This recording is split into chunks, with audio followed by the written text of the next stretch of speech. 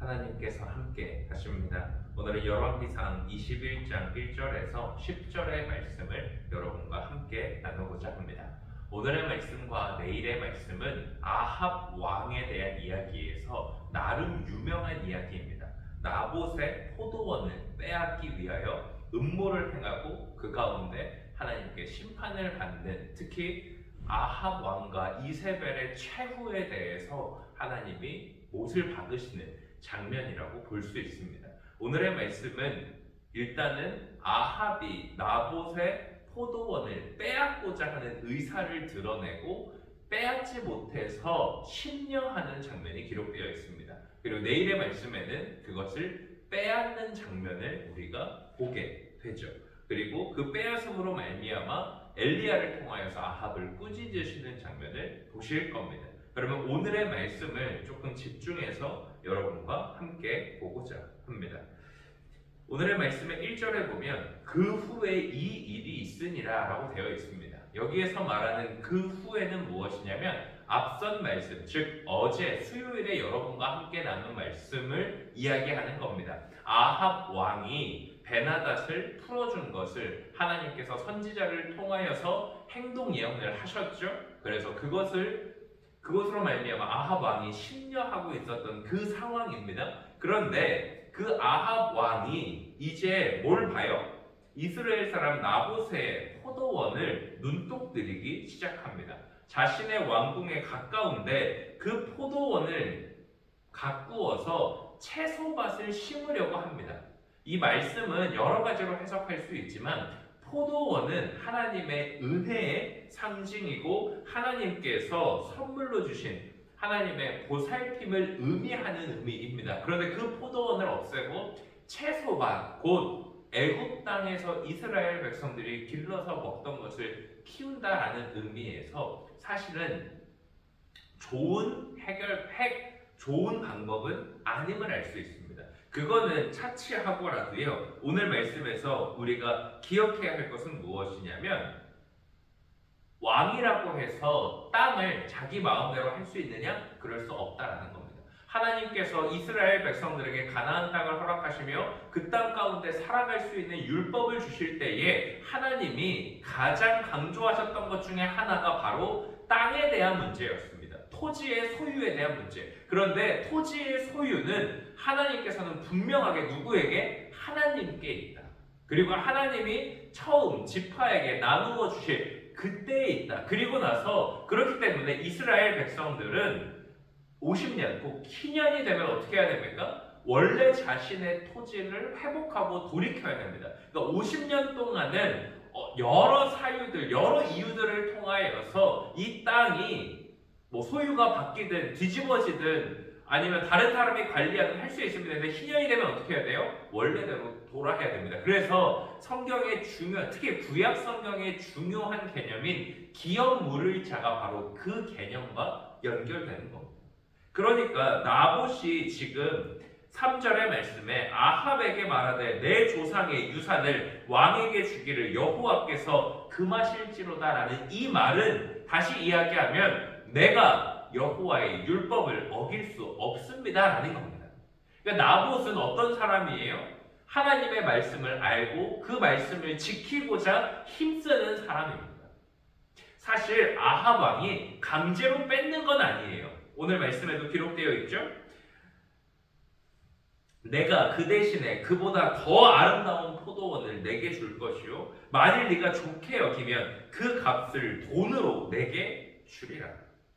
현실로 따지면 어떤 개념이냐면 내가 가지고 있는 땅이요 국가에서 개발을 한답니다. 도로를 만든대요. 아니면 어떤 대기업에서 이 땅을 가지고 쇼핑몰을 만든답니다. 여러분 어떻게 되는 거예요? 네, 속된 말로 대박 난 거죠. 그런데 지금 우리가 사는 시대랑 이 시대랑은 달라요. 우리에게는 그 소유로 인하여서 그 개념이 다르다라는 겁니다. 하물며 근데 여러분 그 입장에서 한번 생각해 보세요. 그 땅이 지금 우리가 상상의 나래를 펼쳤던 그냥 행복해만 하지 마시고요. 당연히 우리 일어나지 않은 일이니까 그 땅을 놓고 한번 생각해 보세요. 그 땅을 하나님이 팔지 말라 하셨습니다. 하나님이 그 땅은 너에게 준 것이니 굳게 지키고 있으라고 하셨어요. 그런데 재물 앞에서, 내 유익 앞에서 그 말씀을 지킬 수 있느냐라는 겁니다. 근데 나봇은 그 말씀을 지킵니다. 그리고 그 말씀대로 그 땅을 팔지 않죠. 그런데 이제 아합이 아직은 하나님이 무서워요. 왜 그렇습니까? 베나답과의 전쟁에서도 그렇고 기근 때 비가 내리지 않는 상황에서 바알 선지자들 450명이 엘리야의 손에 의해 죽는 걸 봤거든요.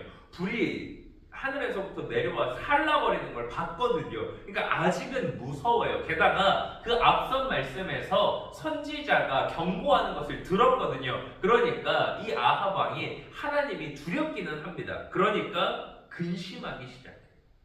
강제로 갖고는 싶은데 하나님은 두렵고 어찌할 바를 몰라서 근심하기 시작합니다. 그런데 놀라운 건 뭐냐면요, 그 근심이 왕궁으로 돌아와 침상에 누워 얼굴을 돌리고 식사를 아니하는, 즉 금식하기까지 하면서 근심합니다.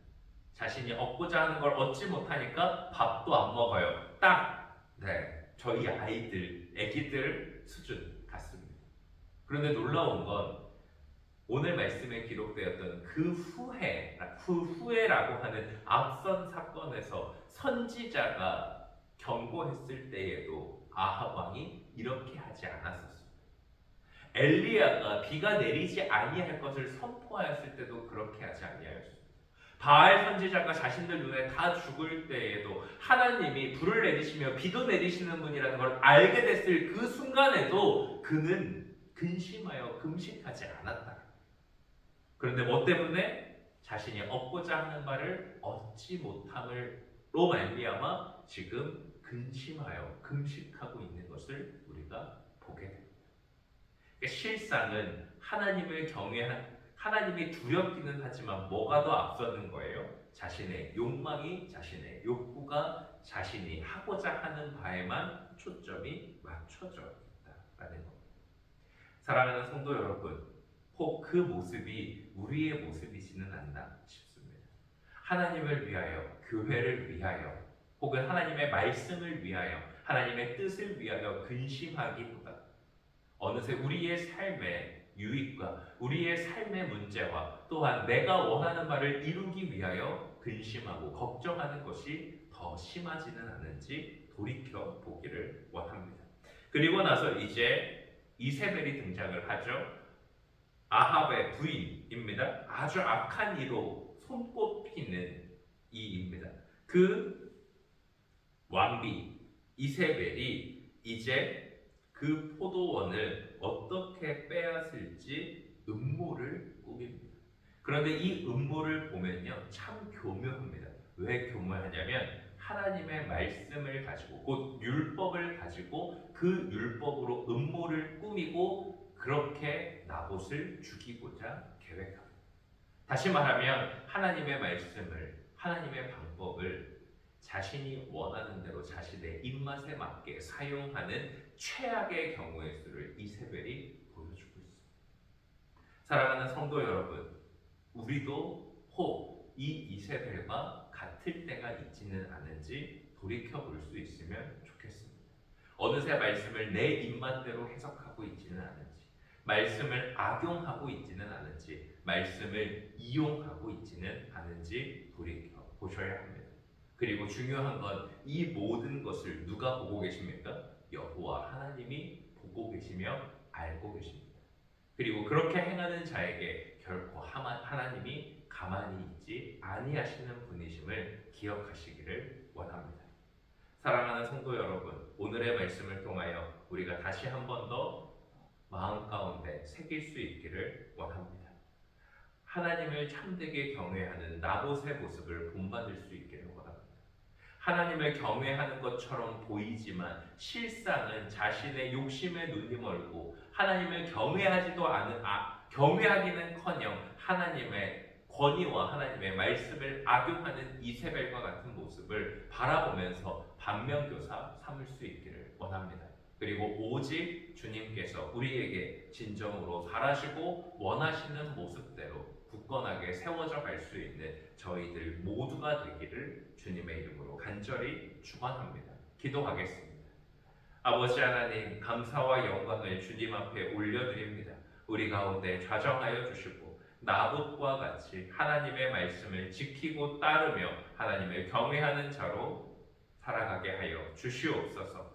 하나님, 아합과 같은 모습이 우리 가운데 없게 하시고 이세벨과도 같은 모습을 모양이라도 버릴 수 있는 저희들이 되게 하여 주시옵소서. 그래서 오직 여호와 하나님의 영광을 드러내며 나타나기에 부족함이 없는 저희들 모두가 되게 하여 주시옵소서.